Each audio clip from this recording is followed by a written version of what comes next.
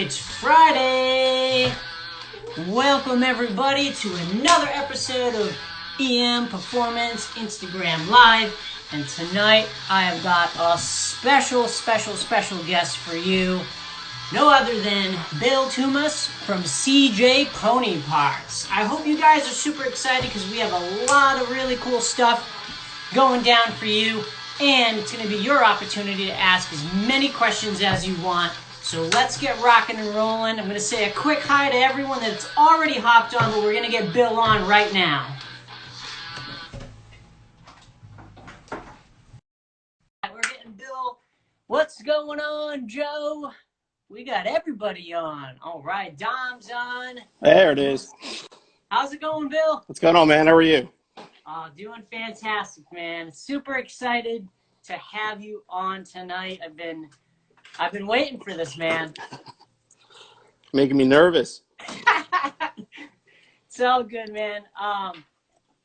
Thank you so much for coming on, and I've been kind of talking to a bunch of people today on social media about you coming on and talking about CJ, talking about you and all your cars, and you know, we're really ready to dive in and get to know you a little bit more than we already do.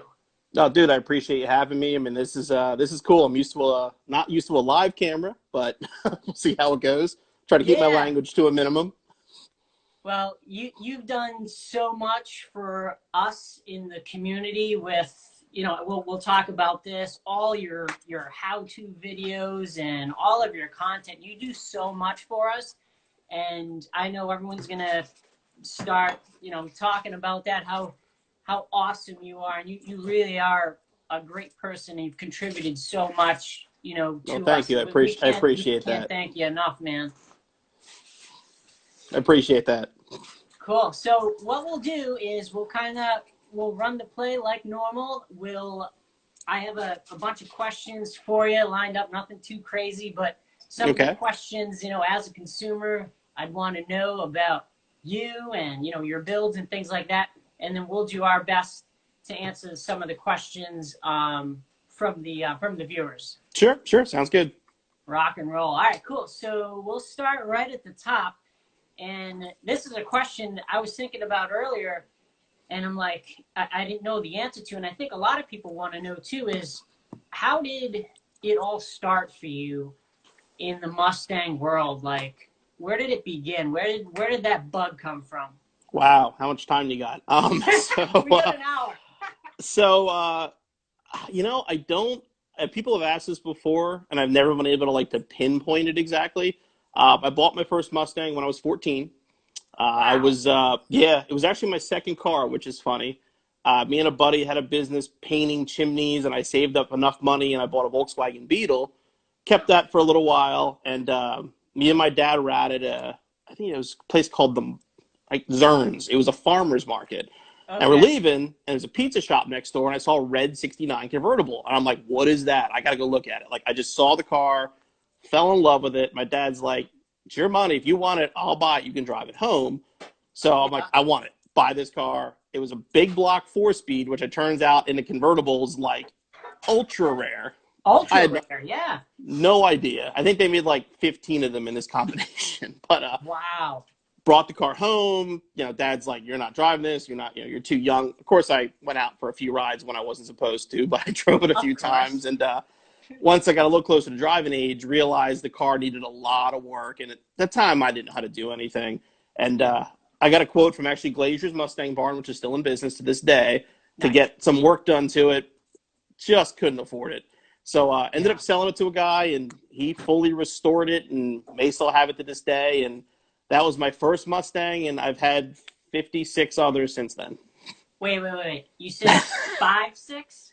Yeah, 57, actually. I forgot one. Holy cow. So me having less than a handful is just, it's okay. Like, I thought I had a few in my lifetime. No, it's all, Project 55 is because it's my 55th Mustang. Since then, I've had a couple others. So yeah, I mean, there were parts cars, and for a while, I actually would part Mustangs out and do stuff like that. So a lot of them came from that. But no, I've been lucky enough to have quite a few really nice cars in my life. Wow. So it just started right from that first Mustang that you got, and then it kind of continued from there. And Yeah. through that journey, Bill, did you like start to, because you are extremely knowledgeable, did it start to kind of come as you experienced all those Mustangs? Yeah, I would say, my father he's into car. He likes cars. I would never call him a car guy, but he definitely likes cars. And he taught me like changing oil and stuff. But I was like 5 years old and I took the taillights apart on his car and put them back together. And he had no idea how I did it. I just had a knack for it, I guess. Yeah. It's funny thing is I don't consider myself a good mechanic. I know some like extraordinary mechanics, so I put the bar pretty high, but I Yeah. just kind of learned by doing. Never any schooling, never any training, just would if something was broken, figure out how to fix it. Wow. So that was not you in the picture that I posted welding No, underneath. no. The ongoing joke at work is I can't weld. I can, but we wouldn't want to show it on camera because everybody would laugh, and it's not pretty at all. You and I both, man. I am not good by any means, and I'll go to the pros before I attempt it for sure. Yeah, Brendan's our shop assistant, phenomenal welder. When it comes down to something that has to look good, it's all him. The race car, I've welded a few things where you're not going to see it and they're fine, but Yeah. yeah, cosmetically, they're it's popcorn. Wow. All right, cool. So 56 Mustangs. When did CJ come into the picture? Because if I'm correct, you've been there for 15 years now, right? 15 years today. Today. Today, It's yep. a goddamn celebration. 15 years today, Rock correct. and But roll, man. Congrats. thank you, appreciate it. Yeah, the CJ thing was funny for a while. So basically, we had a car club called Track Toys. This was back in the late '90s, probably. And I would work on my friends' cars, and that turned into renting a garage and building a shop out of it.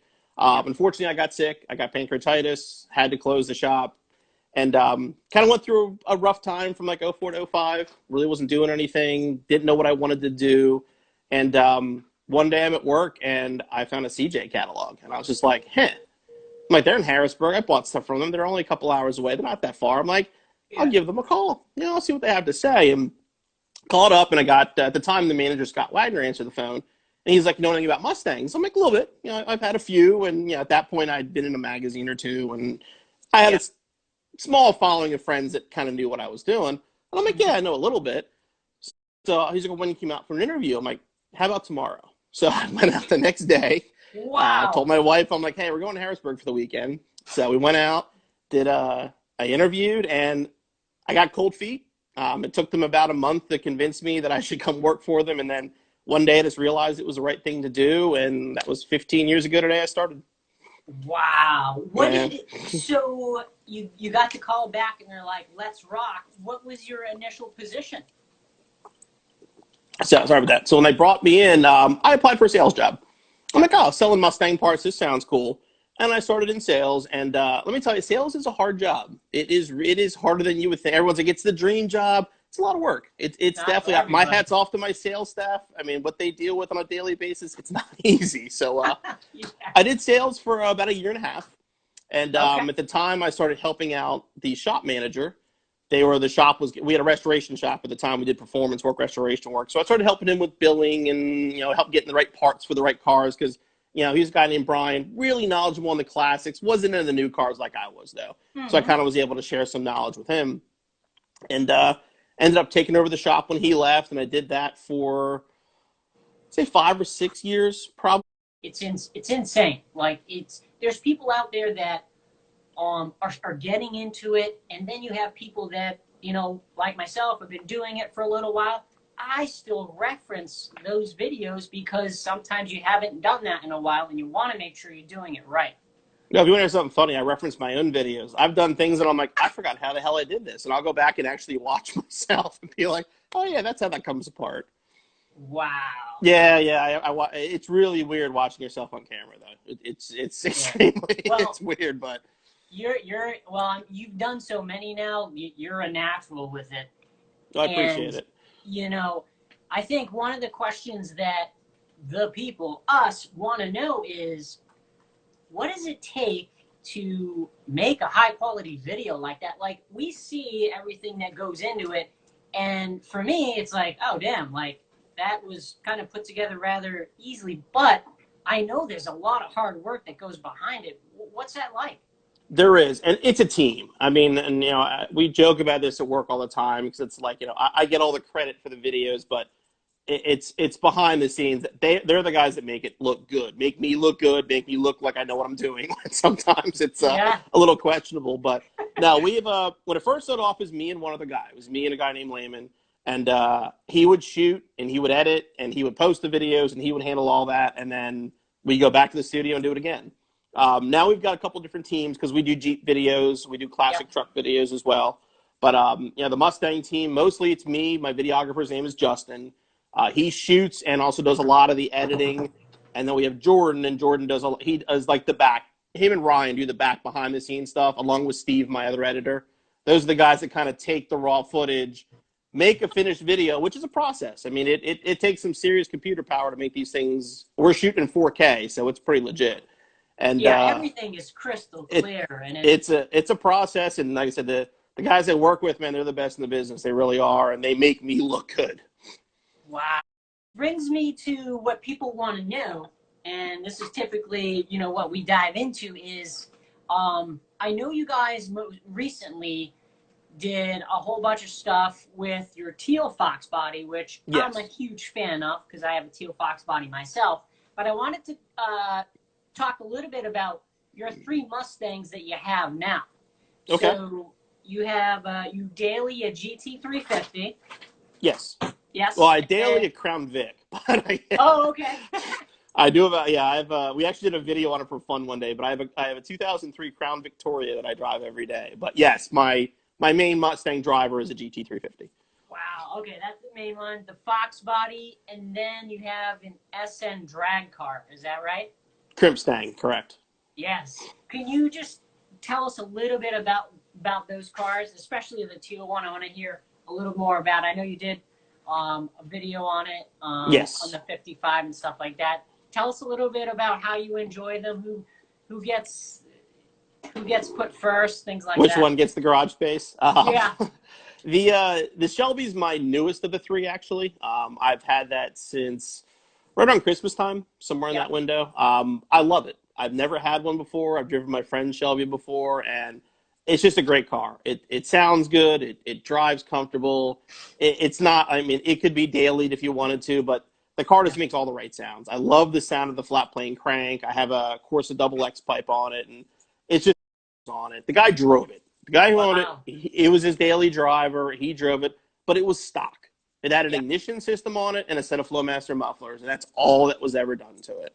And So he that's literally good. just drove it and drove it. So the bones were good. The body was ugly. The interior was completely dry rotted. The leather was destroyed. I mean, I have some pictures of it on the website. It was a project, but I knew it was Yeah. solid. I That talked to gave you Adam. negotiating tools, I bet. Yeah, yeah, and you know what? The price he gave me was fair. I mean, the '93 market is going stupid. I mean, they're just crazy how fast it's growing. So I Yeah. think I got it at the right time. But he made me a deal on the car. He actually pulled it out and then did a massive burnout with it, pulling it into my trailer so I could bring it home. And then Project 55 began. I mean, we posted a video on the car when I brought it home, what it looked like, how rough it was, and we kind of asked people. And I had in my mind what I wanted. I wanted a resto mod, like I wanted to restore it, but I wanted to build it like, if I had one of those back in 1995, it would have had 373s, Flowmasters, and a blower. Of So it's course. like that's what I wanted.